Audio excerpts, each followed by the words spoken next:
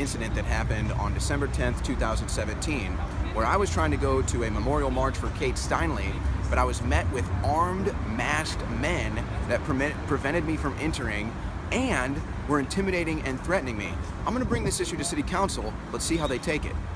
All right, well, I'm gonna start by asking the council a question. Given everything that's happened in the month of March with the bombings and the police officers saying, if you see anything suspicious, say something, I think we would all agree that masked men walking around with firearms is something suspicious. Now, I'm gonna play this video for the council to review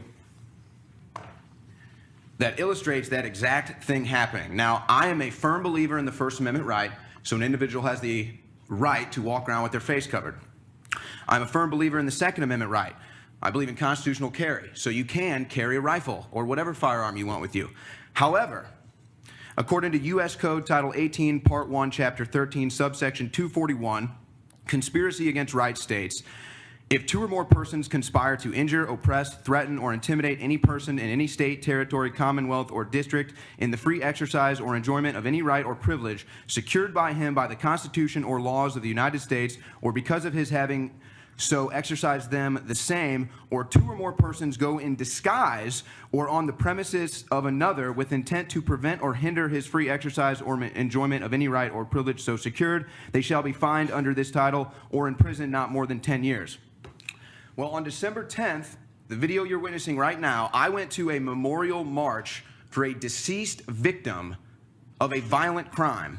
And I was met, as you can see in these pictures, by masked men with arms on their triggers of rifles, battering clubs, etc. Here you can see this man has his finger on the trigger, keeping me from going to a park, a memorial. Here's them with shields and clubs blocking me entrance from a park for a dead person's memorial. Now, if that doesn't violate the code, I don't know what does. And I find it timely that we sit here today with you all discussing getting more funding for police, but I did not hear one person make a suggestion to keep violent criminals off the streets. Well, maybe if we looked into sanctuary city laws and keeping masked men with guns off the streets, we wouldn't have to have 100 police officers out there every time somebody wants to have a march, which is every weekend. Now, I'll just say this in closing and provide an illustration for you.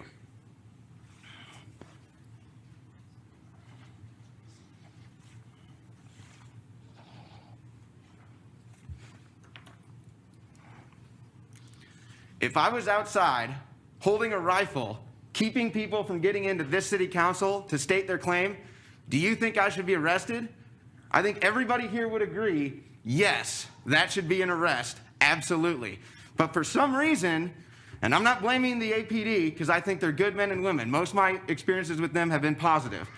But if we're not going to arrest armed individuals with masks, brandishing weapons, intimidating people from their free speech, a clear violation of the law, I just want to know why. And I want to know if this city council thinks that that's the type of city that we should live in. Thank you for your time. Thank you. Mayor, Ms. Yes. if he would provide us with a link, because I couldn't see that. Absolutely, I'd be happy to. Thank you. So there you have it, folks. Now, there's many marches coming up in Austin, Texas, including one this Saturday. Now, I'm not sure you're going to see armed men with masks show up at this one, but there's other marches and protests planned in the future, and this is not going to stop. And we're always there to report it for you.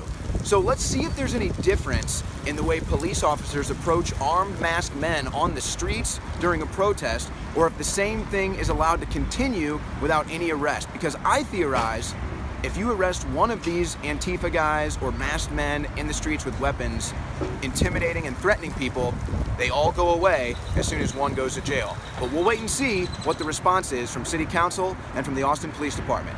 For Infowars.com, this is Owen Schroyer.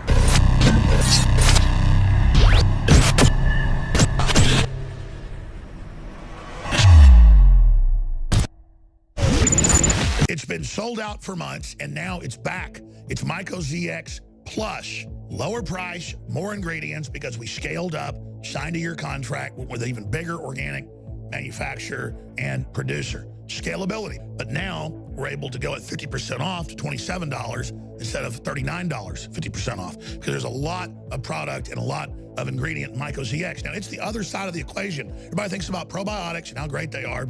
for your gut because of toxins in the environment, pesticides, herbicides, but more importantly than bad bacteria that probiotics help displace, yeast mold creates slime walls. And once the candida and the yeast and the mold and all that get in there, it causes all sorts of serious issues. Well, this has got a bunch of concentrated herbs in it and compounds known to destroy that slime wall. Don't wait to start detoxifying your body until it's too late. Pick up a bottle of the new and improved MycoZX Plus now from the InfoWars store.